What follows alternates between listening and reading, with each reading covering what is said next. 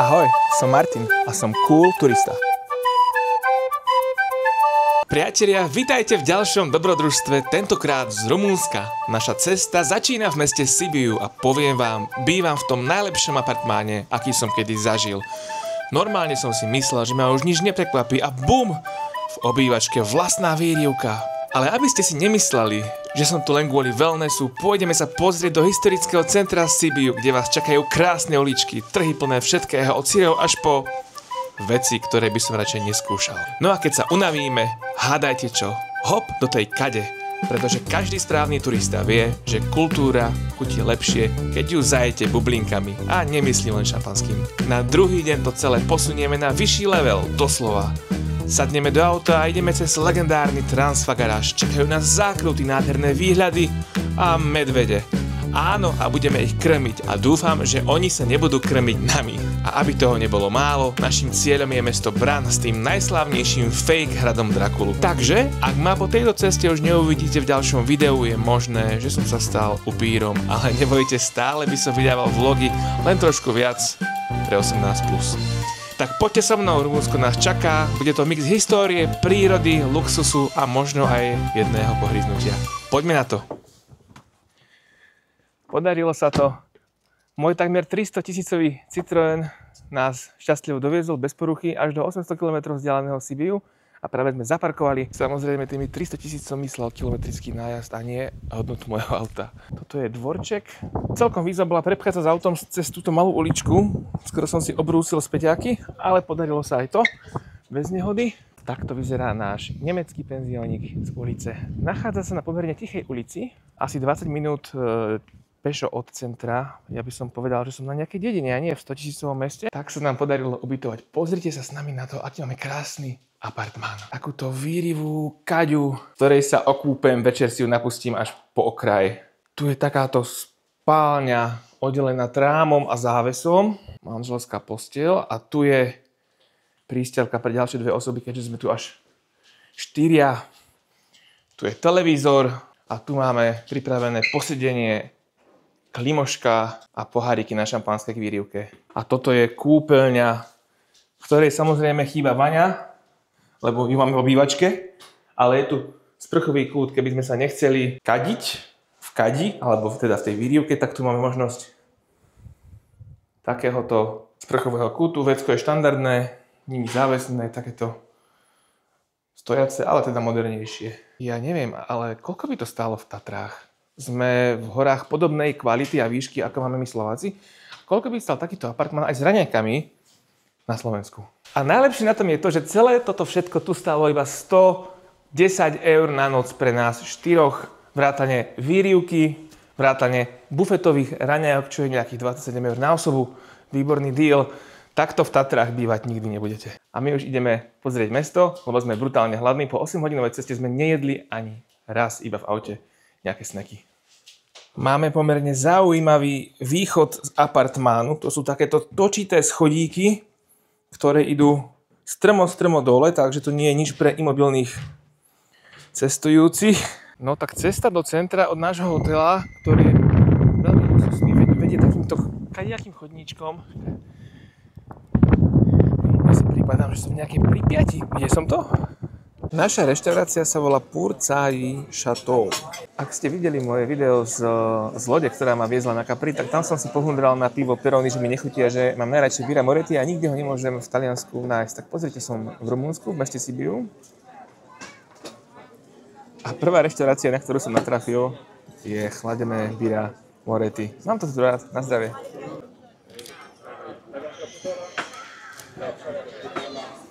Je to Birra Moretti, originál. A pijeme to na takomto krásnom námestičku. Tá budova je tam naozaj nádherná.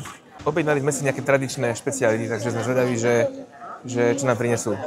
Tak toto by malo byť tradičné jedlo Rumunov. Nejaká palivá paprika na polente, to je nejaká kaša z kukurice. Kapustové listy plnené nejakým hoväzím mäsom a ďalšie mäso je udené a kyslá kapusta. Ideme to vyskúšať. Moja synča si dala udené mäsko, uhorky, tiež polentu.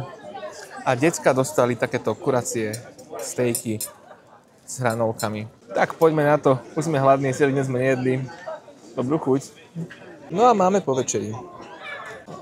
Cena porcie sa pohybovala asi okolo 12-13 eur za jedlo. No a pivo tu stojí 3 eur. Čo nie je samozrejme pre Slováka až tak moc, ako napríklad 9 eur na Capri. A ešte sme si dali takéto palacinky plnené čučoriedkovým džemom. Ono, tie palacinky boli také chudobnejšie, my na Slovensku sme zvyknutí aj na šláčku, na plnšiu oblohu, na viac palaciniek. Boli také menej teplé, by som povedal, že až letné. Ak si videli film Pulp Fiction, tak tam si ten kuchár tú palacinku na zohriatie dal do slipov a tak to chutilo aj tu. Ja som našiel bankomat, som zachránený, mám rumunské lejí a tie peniažky sú pomerne zvláštne. Ono, ak si boli niekedy na Maledivoch, tak tam sú také peniažky, také lesklé, hladké. A presne také isté majú bankovky aj v Rumunsku. Yes, thank you. Takže celý účet za tento výdatný obed, alebo čo to bolo? Obed aj s večerou. Obed spojený s večerou sme celý deň nejedli, bol 376 lei, dávame 400 deleno 5, tak je to nejakých 60 až 70, možno že 75 až 80 eur. Čo je na Rumunsko síce dosť, ale treba pripomenúť, že sme naozaj na hlavnom námestí a toto je vyslovene turistický podnik, turistická reštaurácia, ktorá je na úrovni a... Niečo tu lieta, nejaký hmyz? Kolibrík to bol, áno. Ale treba si uvedomiť, že niekde možno, že vo Francúzsku alebo aj na Slovensku by sme dali možno, že o nejakých pár percent viac. Tak sme sa najedli, až sa nám nechce chodiť, ale musíme chodiť, lebo ešte sme nevideli most Lží. A most Lží je nejakých 240 metrov odtiaľ, to tak ho poďme spolu nájsť. Ale je tu viacero uličiek. Môžeme sa vydať týmto smerom, môžeme sa vydať tamtým smerom a aj tamtým smerom, ale odtiaľ sme prišli a tam nič nie je. Takže nám ostávajú už len 3 uličky zo 4. Ale tam vidno nejaké lampy, tak poďme tam. Inak keď sme prichádzali z hotela na toto námestie, tak každá jedna ulica bola buď prázdna, alebo boli na nej nejakých zopár bezdomovcov, alebo takých nejakých osôb, ktoré nie sú moc, nie že bonitné, ale dajme tomu dôveryhodné a... Ako to mám nazvať? Ja neviem. Jednoducho by ste ich nechceli stretnúť v noci o jednej samých v uličke. Nachádza sa tu aj tento krásny kostol alebo katedrála, ktorá je naozaj veľkolepá. Trošku mi pripomína katedrálu v Banskej Bystrici, respektíve kostol, lebo katedrála vyzerá inak. Toto je Dracula, alebo to bude nejaký svätý? Inak ja už viem, prečo sa naše ubytovanie volá Turmhaus Hermannstadt, lebo Hermannstadt je po nemecky Sibiu. Po česky je to Sibiň a aj v nemčine má svoj originálny názov, ktorý sa vôbec nepodobá na originálne meno. V tomto mestečku žilo po druhej svetovej vojne strašne veľa občanov nemeckej národnosti, ale bohužiaľ po tej druhej svetovej vojne, keď skončila, sa väčšina z nich vysťahovala naspäť do Nemecka. Ale stále tu ostala nejaká tá príchuť, tá atmosféra Germánov. Aj táto architektúra domčekov, ktoré sú na vedľajšom námestí, nie tom hlavnom, na ktorom sme jedli, tak je skôr taká taliansko, bavorska, nemecko, stredomorsko, neviem aká, ale určite to nie je ten ošarpaný rumúnsky sloh, ktorý sme videli počas celej cesty od našho ubytovania až sem. Prichádzame na tú hlavnú uličku, ktorá ústi do mostu Lží. Je tu taká strašne pekná kaviarnička, ktorú mám chodiť navštíviť, možno, že sa na to aj podujmem. A práve sme na ňom, toto je on, aha, tu je. Z tohto mostu, keď zaklamete, tak spadnete dole. Takýto výhľad, my stojíme na ňom, je to z roku nejakých 1800, ak klamem, opravte ma, ale zdá sa mi, že to bolo postavené v nejakom takom roku. A my sme tu, stačilo autom iba 8 hodín jazdy z Martina. No a tu, za mostom je nejaký jarmok alebo nejaké stánky, tak sa poďme pozrieť, čo tam predávajú. Možno si zoberieme nejaké suveníry, ktoré sme vôbec neplánovali kúpiť. A takto vyzerá most Lží. Keď som do tohto mesta vstupoval po ceste z diaľnice, tak som si povedal, v akom to som gete, to som mohol ísť rovno niekde na Luník 9, ale teraz, keď som si to odšlapal sem do centra, tak je to tu krajšie ako v ktoromkoľvek slovenskom meste, to môžem garantovať. Ani Žilina sa nechytá na centrum Sibiu. A sme hneď pri prvom stánku so suvenírmi. A čo moje deti neobjavili hneď ako prvé? Kľúčenku z Labubu. Preboha ľudia, čo vidíte na týchto malých hnusných príšerách? Je to strašný gíč. A A ja na to odmietam dať peniaze, ale mojim synom to samozrejme kúpim, keď to budú chcieť. Ale je to strašidelné, je to malé, je to zubaté, je to hnusné. Tak toto s Coca-Colou Labubu ti kúpim. A stojí 70 lej, pre pána Jána. Ja si idem vziať hypotéku, to je koľko? Deleno 5. 15 €? Nie, menej. Tak ale stále to je dobrá cena. Na Slovensku za to pýtajú pomaly 100? 30 € to stále. Alebo 30? 30 iba? A viac. Všimol som si tu na tomto sibískom námestí aj jednu knižnú budku. U nás v Martine sú knižné budky vo veľkosti poštovej schránky, tak sa pozrite, aká je tu knižná hacienda. Tu je minimálne 300 kníh. Aj viac, ale sú veľmi staré. Ale je to štýlové, že vlastne hoci kto si môže požičať, alebo aj vrátiť, alebo aj darovať knihu. A takto vyzerá celé námestie. Toto je to väčšie, respektíve asi rovnako veľké ako to, kde sme jedli, ale toto námestičko ústí do tejto uličky, ktorá ide popod most Lží. No a keďže sa chystáme o pár dní na Drakulov hrad, tak na tomto trhu, ktorý tu bol, tak som videl jeden dôležitý artefakt, bez ktorého nemôžem ísť na hrad Bran. A to je kríž, ešte cesnak, cibuľu a môžeme ísť na hrad. Atmosféra večerného Sibiu je veľmi príjemná, je to tiché mesto, také šarmantné by som povedal. Každý jeden bar, ktorý je po obvode tohto námestia, je plný ľudí, ktorí kávičkujú, papajú, užívajú si život. Z kostola hrá orgán a vedľa na námestí, kde sme boli pred chvíľou, to je tam, sa predávajú pekné suveníry. Je to tu fajn? Inak toto je zrejme najstrašidelnejšia časť našej cesty z mesta na apartmán. Vyzerá to ako v Derry a očakávame nejakého klauna, ktorý nás zožerie. Pozrite sa na to, keď sme šli takto cez deň. Bola tu božská tma, nič sme nevideli, ale teraz sa už zdá, že je tu vysvietené, no tak...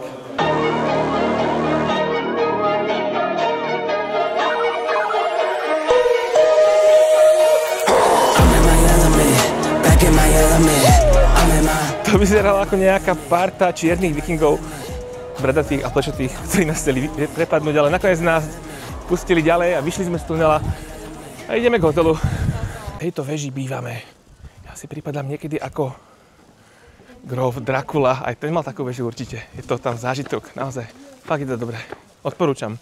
Turmhaus Hermannstadt. No a kým sa nám napustí Vaňa, tak ja využijem tento krásny vozíček, aby som náš servis a náš catering počas kúpania dopravil až priamo k vani. Máme tu pre nás s mojou šampáňou, čipsy a pre deti Nutella, keksíky a takéto wafle s Nutellou alebo s nejakým takovým krémom. Tak takéto niečo, dámy a páni, zažijete asi len v Rumunsku. Večeria, ja som asi vraj. Voda má asi 40 stupňov Celzia a chvíľu mi trvalo, kým som sa osmelil prísť do tejto kade a celý sa ponoriť. A ja využijem tieto výmoženosti, ktoré mi ponúka toto ubytovanie a pripíme si spolu na tento krásny výlet a ja ďakujem, že ho sledujete a ak sa vám tento tip na pekný penzión páčil, dajte mi tu odber, aby som vám mohol aj na budúci priniesť z nejakej inej krajiny výhodné ubytovanie, ktoré si môžete užiť naplno aj vy a za pár šupov. Takže ja si ešte raz dolejem. Toto je nejaké 6-eurové šampanské z večierky, ktoré je tu za rohom vedľa nášho ubytovania.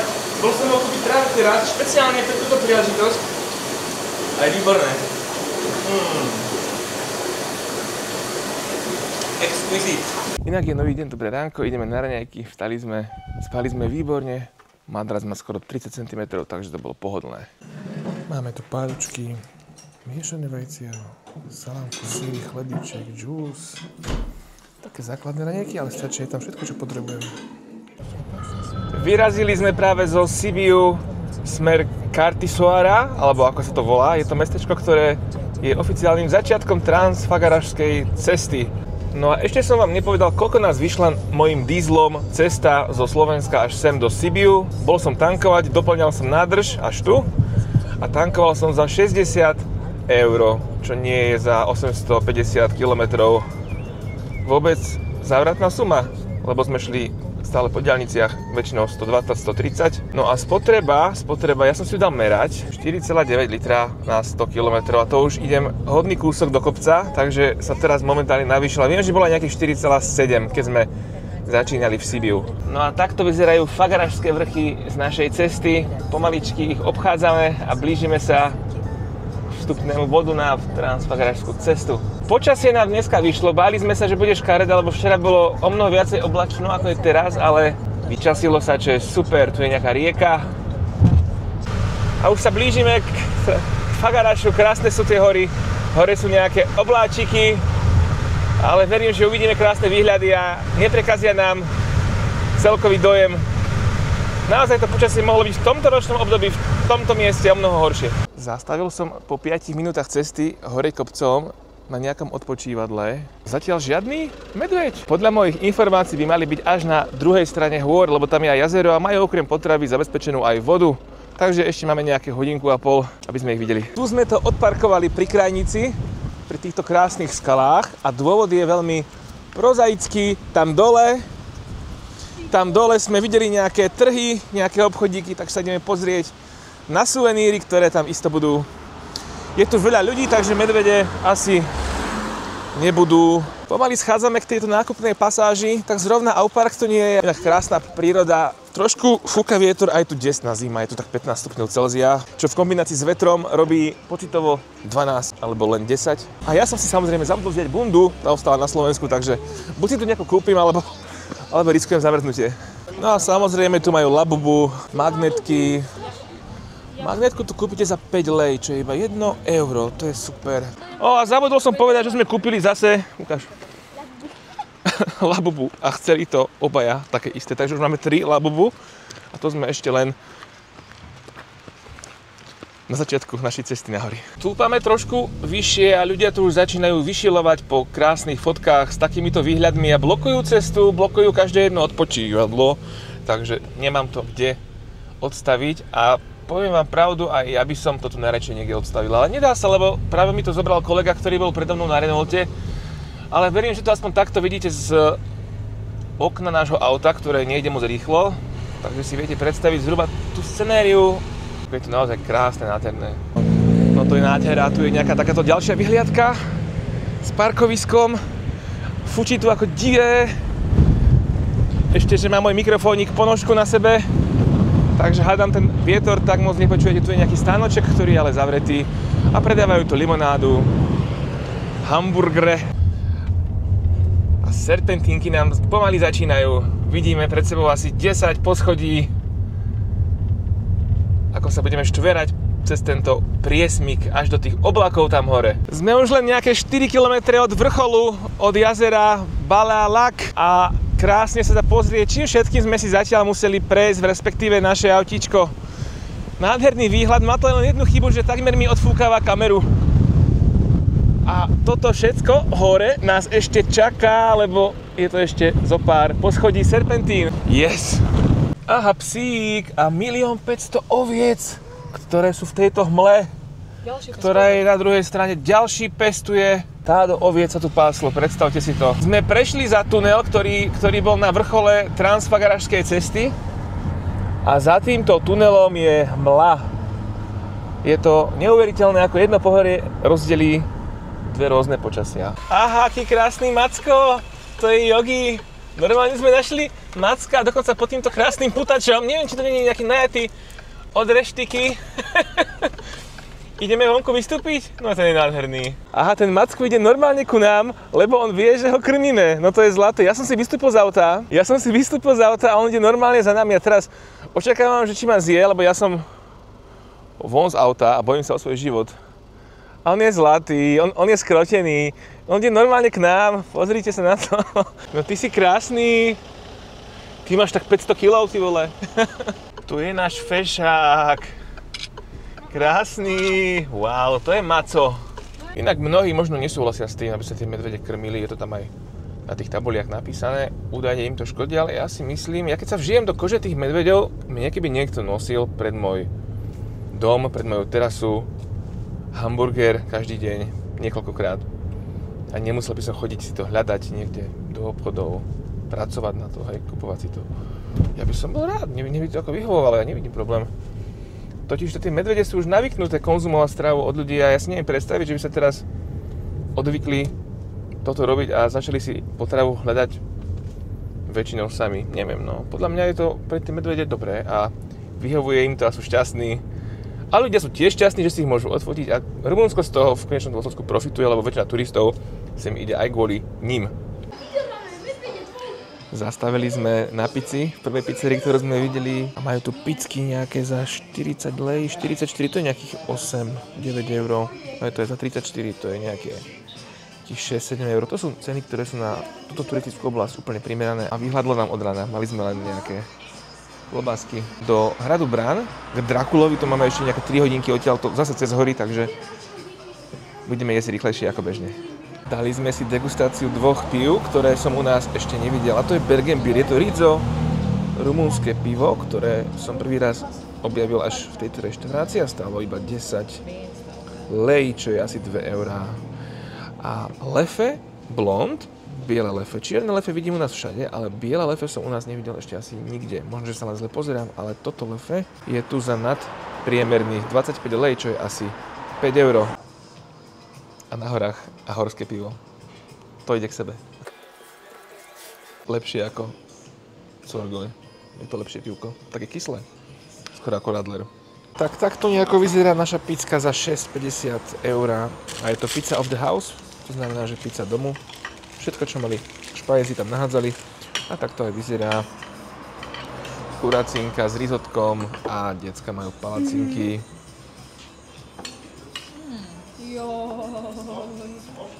To tak kurál, ale fest. Mňam, tak to bolo výborné. Najedli sme sa výborne všetci 4, pochvaľujeme si.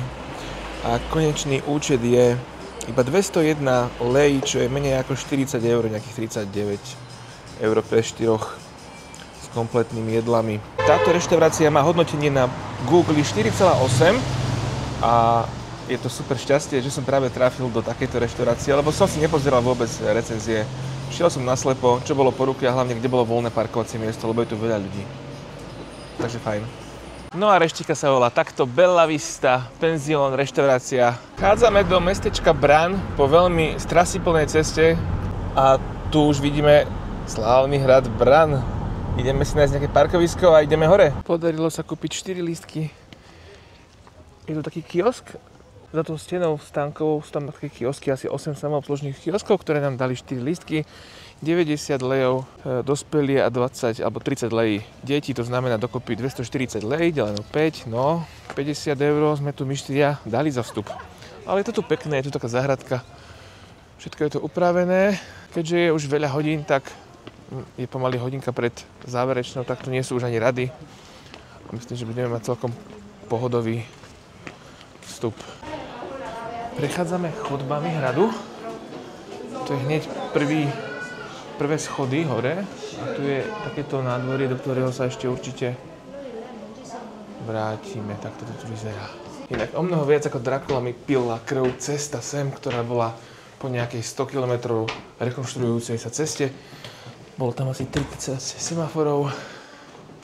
A 100 km nám trvalo 3 hodiny. Hrozné. Ty vole, to je tma.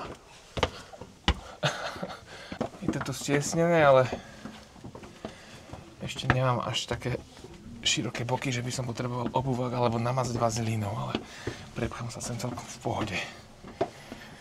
A sme vonku, tento priestor sa volá Loggia a je odtiaľ to vidno strecha hradu, okolité vrchy, kúsok mesta Brán a hlavne nádvorie. Takto vysoko sme sa už vyštúrali po tej úzkej chodbe. Vraví sa, asi je to aj pravda, že toto nie je originálny Drakulov hrad. Originálny Drakulov hrad sa nachádza niekde tam, kde sme jedli tú pizzu v blízkosti Transfagaráž cesty, ale je ťažko prístupný a momentálne zavretý, lebo sa rekonštruuje, takže zvolili sme túto falošnú, ale slávnejšiu náhradu. A toto je zatiaľ najlepšia vyhliadka, aká je možná z hradu Brán. Touto cestou sme prišli z Transfagarášu a trvalo to, už som vám hovoril, hriešne 3 hodiny.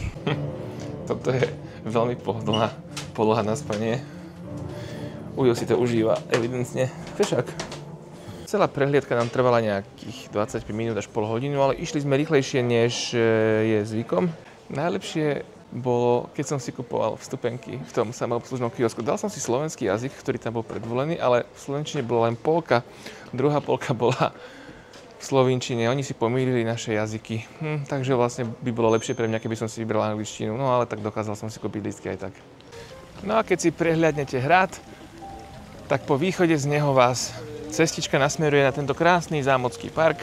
Zaujímavé bolo, že keď sme sa chceli podpísať do knihy návštev pri odchode z hradu, bolo tam napísané crab a pasta na turistov, pozor, a bolo tam nakreslené aj, ako by som vám to povedal slušne, no proste pánske prirodzenie. Niekoho naštvalo, že si zaplatil 16 € za vstup a videl tam nejakých 8 izieb, 2 vežičky a nejaké nádvorie, takže nie je to, by som povedal, terno sem ísť, nie je to výhodné, nie je to nič, čo by som chcel vidieť ešte raz, ale tak sme tu, no obiďme to. A takto vyzerá hrad zo spodu, z nádvoria Kráľovského parku. Na zámku nám vyhľadlo a tak sme sa hneď po návrate z hradu rozhodli ísť do reštiky a našli sme taliansku reštauráciu El Gallo, kde majú české pivo Staropramen. Videli sme medvede, pohoria, osady, iný životný štýl ako máme my, chudobu, diery na ceste a veľa semaforov. A hlavne brán, ktorý väčšina turistov označuje ako pascu na turistov. Takže ak chcete ísť do Rumunska, tak odporúčame hlavne Transfagaraša na medvede. Brán môžete v pohode vynechať. Pre vás toto video práve končí, ale my máme domov ešte viac ako 10 hodín cesty, takže nám držte palce, nech dorazíme šťastne a prosím vás znova o odber a o like. Ak sa vám toto video páčilo, budeme radi za každý nový odber, za každý nový like a teším sa na vás opäť o týždeň. Čaute!